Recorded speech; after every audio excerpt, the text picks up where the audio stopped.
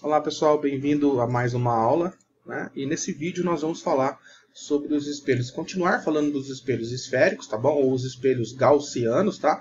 Mas de uma forma mais algébrica, envolvendo cálculos, envolvendo equações, aquilo que nós chamamos de estudo analítico, ou seja, é fazer toda aquela questão de formação de imagem, imagem real, imagem virtual, imagem direita, imagem invertida e tal, só que usando equações. Ao invés de você desenhar para saber se a imagem é direita ou invertida, você vai calcular e aí, dependendo do resultado que você obter, você vai saber se ela é direita ou invertida, real ou virtual ou coisas do tipo. Beleza? É um estudo muito importante de você saber, pessoal, porque isso cai muito nos vestibulares no Brasil. É praticamente unanimidade que dentro da ótica, aquilo que mais se cobra é esse estudo analítico. Tá bom? Então, para a gente poder aplicar as equações, pessoal, para a gente poder aplicar as fórmulas, nós iremos pegar uma situação problema aqui como uma referência, tá? Como um exemplo, e em cima dessa situação problema nós iremos definir todas as medidas que a gente pode atribuir a esse desenho, ok? Então, eu peguei um espelho côncavo aqui como exemplo, tá? Mas valeria também para o convexo. Lembrando que isso aqui é um dos casos de formação da imagem que a gente já viu lá no estudo geométrico. A partir de agora, se você tiver lá um objeto aqui, essa seta azul é um objeto, essa setinha laranja é a imagem dela, a imagem real invertida e menor. Se você quiser atribuir um tamanho para esse objeto, nós chamaremos o tamanho do objeto de O. Então, a partir de agora, pessoal, O não é apenas a letra que representa o tamanho do objeto. Ela é a letra que vai... Perdão. Ela não é apenas a letra que representa que isto é um objeto. Ela vai representar também o tamanho desse objeto.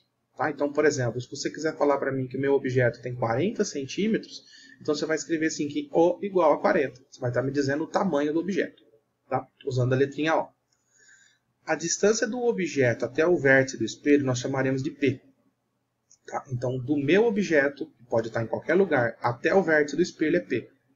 O tamanho da imagem, pessoal, é I, e a distância da imagem até o espelho é P'. Tá? Então, o tamanhozinho da imagem é I, e a distância da imagem até o espelho é P'.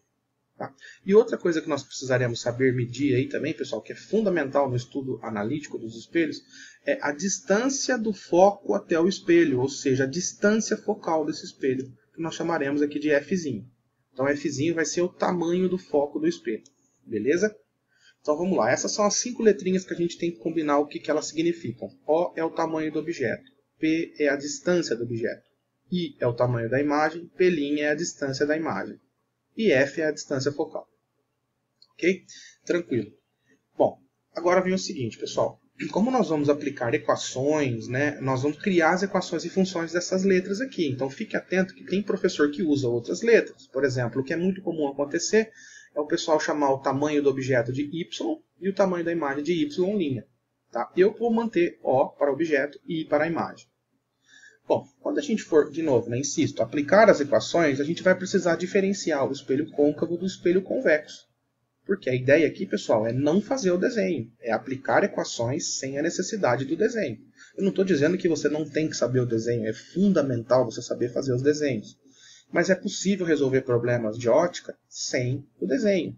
Então, como eu não vou estar desenhando, como é que eu diferencio um espelho côncavo de um espelho convexo em um cálculo? O Gauss optou por atribuir um sinal à distância focal. E olha que fácil, ó. Nós atribuiremos o sinal de mais para o foco dos espelhos côncavos e o sinal de menos para o foco dos espelhos convexos.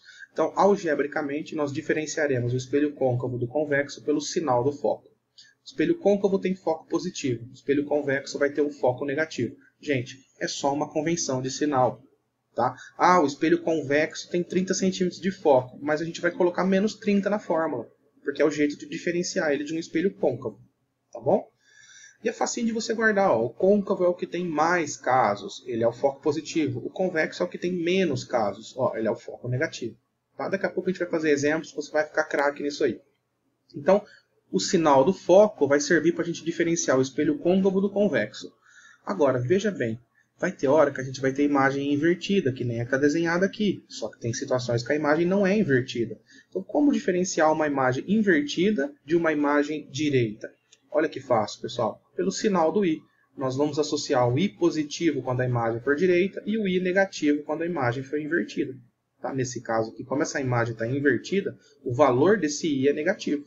É só um jeito de diferenciar, então, uma imagem direita de uma imagem invertida. Bem fácil, né, gente? E mais uma última coisinha que você tem que decorar, tá? Tudo isso que está aparecendo aqui na sua tela você tem que memorizar, esse é um referencial.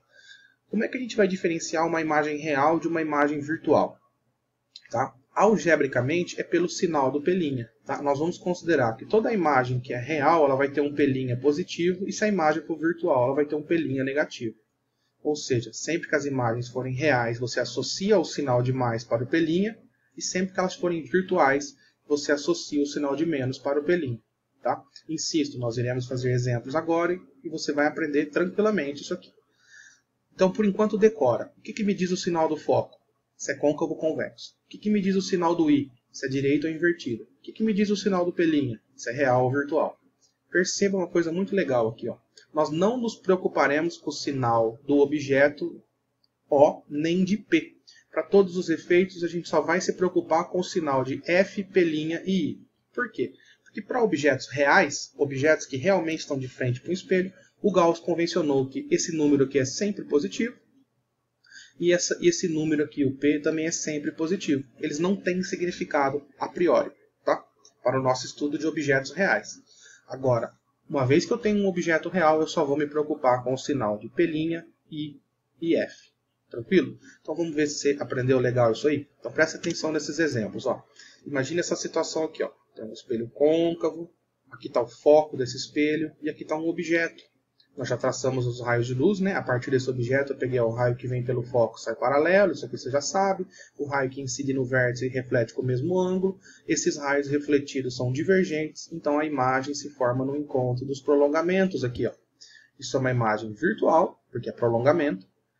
Ela é maior e ela é direita. Se a gente fosse medir essas coisas, vamos lá. Ó. Primeiro, começando pelo tamanho do foco. Esse foco ele seria o quê? Um número positivo, porque o espelho é côncavo. Beleza? E o tamanho da imagem? A gente calcularia e teria que dar um número o quê? Positivo, porque ela é direita. Tá? E a distância dessa imagem até o espelho? Olha, aqui é o pelinha. Esse pelinha seria o quê? Negativo, porque ela é virtual. Pegou a ideia? O foco é positivo porque o espelho é côncavo. O I é positivo porque a imagem é direita. E o pelinha é um número negativo porque ela é virtual. Cuidado para você não confundir essas coisas, hein? Decora aquela tabelinha que está no slide anterior. Olha agora. Essa situação, problema aqui. Perceba, o espelho é convexo. Eu tenho um objeto aqui, tracei o raio que vem paralelo, diverge na direção do foco, o raio que incide no vértice reflete com o mesmo ângulo, a imagenzinha está aqui. Se a gente for calcular o tamanho desse foco aqui, pessoal, ele tem que dar um número o quê? Negativo, porque o espelho é convexo. Então, este foco aqui ó, é negativo. Tá? Se a gente for calcular o tamanho dessa imagem, ela vai ser um número positivo, porque ela é direita. E se a gente for calcular a distância dessa imagem até o espelho, que é esse pelinho aqui, ele seria o quê? Negativo, porque ela é virtual. Tá pegando a ideia? O foco é negativo, porque o espelho é convexo. O I é positivo, porque a imagem é direita. E o pelinho é negativo, porque ela é virtual. E mais um terceiro exemplo. Um objeto colocado entre o centro e o foco, gerando aqui uma imagem real invertida e maior. Se a gente tiver que calcular essa distância focal aqui, ó, ela vai ter que dar um número o quê? Positivo, porque o espelho é côncavo. Se a gente for calcular o tamanho dessa imagem, ela vai ter que dar um número negativo, porque ela é invertida. Percebeu? E se a gente tiver que calcular a distância dessa imagem até o espelho, que é o pelinha, ele vai dar um número positivo, porque ela é real. Tá? Então, o F é positivo, porque o espelho é côncavo. O I é negativo, porque ela é invertida. E o pelinha é positivo, porque ela é real. Ok? Já deu para ver uma coisa legal também, pessoal. Sempre que o I for negativo, o pelinha é positivo. Você já reparou isso, né? Vou voltar no slide anterior aqui, para você ver. Aqui, ó, o I é positivo, o pelinha é negativo. Sempre tem sinais contrários. Sempre. Tá? Ó. Sempre. O I tem sempre sinal oposto ao pelinha. Por quê? Porque quando uma imagem é real, ela é invertida. E quando ela é virtual, ela é direita. Então, eles têm sempre sinais contrários. É uma boa dica para você guardar aí. Tá certo? Então, vamos lá, pessoal. Vamos à primeira equação que envolve o estudo dos espelhos. Equação dos pontos conjugados de Gauss. Tá? Desenvolvida, né, por semelhança de triângulos. A partir daquele monte de raio de luz que a gente teve desenhado ali, usando triângulos semelhantes, a gente pode demonstrar que 1 sobre P mais 1 sobre P' é igual a 1 sobre F. Essa é a famosa equação dos pontos conjugados de Gauss. 1 sobre F é igual a 1 sobre P mais 1 sobre P'. A gente costuma brincar um jeitinho de guardar ela, que você pode falar assim, ó, uma feijoada tem um porco com uma pelinha, tá bom? Então, uma feijoada tem um porco com uma pelinha. E para que ela serve? Veja bem, se você pôr um valor de P e um valor de pelinha, você calcula o F do espelho. Se você pôr um valor de F e de P, você calcula o pelinha e assim por diante. É interessante perceber que essa equação ela nos relaciona aos pontos horizontais, né? P, pelinha e F. Tudo bem? Então vamos fazer um exemplo para a gente treinar essa ideia. Então acompanhe aqui comigo. Imagine que eu tenho esse espelho côncavo aqui, eu ponho um objeto nessa posição e ele está formando essa imagem aqui. Tá, agora vamos atribuir valores. Ó, se liga. Vamos supor que eu falo para você que a distância do objeto até o espelho seja 40 centímetros. P igual a 40. E do espelho até a imagem seja 120. P' igual a 120. Por que eu destaquei o sinal de mais aqui? Porque a imagem é real. Então esse P' é positivo. Por isso que eu deixei isso claro. Tudo bem? É claro que quando for positivo você não precisa pôr. O que diz a equação de Gauss? Que 1 sobre F é igual a 1 sobre P mais 1 sobre o P'. Então o P é 40, o P' é 120, e aqui você tem que resolver a continha. Então toma cuidado. Você só pode somar ou subtrair frações que têm o mesmo denominador. Então o 40 e o 120 eu tenho que tirar o MMC, e o MMC é 120. Então depois que você tem o MMC, o que a gente faz? A gente pega esse número, divide pelo de baixo, multiplica pelo de cima. Então 120 por 40 dá 3. 120 por 120 dá 1. Ou seja, 1 sobre F é igual a 4 sobre 120. Lembrando que 4 sobre 120 é o inverso de F. A hora que você multiplicar em cruz, você vai concluir que o F é 120 sobre 4. Ou seja, o F é igual a 30 centímetros. Olha que legal. Se o objeto estiver a 40 centímetros do espelho e a imagem for real e estiver a 120 centímetros do espelho, esta distância focal aqui é 30 centímetros. E olha só como está coerente com o desenho. Tem que estar, ok? Porque a posição aqui está maior que o foco. Então, se a posição do objeto é 40, 40 é maior que 30. Então, você não poderia ter encontrado um foco maior que 40 aqui, por exemplo, porque daí não estaria de acordo com o desenho. Então, fique atento a isso, tá, pessoal? A parte analítica, a parte algébrica, tem sempre que bater com a parte geométrica. O desenho sempre tem que estar de acordo com os cálculos. Tranquilo? Então, aí talvez você tenha um pouco de dificuldade nessas operações matemáticas aqui. Mas a questão é muito simples. Eu pus o P, pus o P', calculei o valor de F. Tá?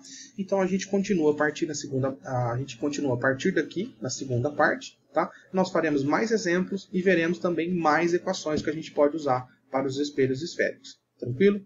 Então, até a próxima parte desse vídeo. Obrigado pela sua atenção. Abraço.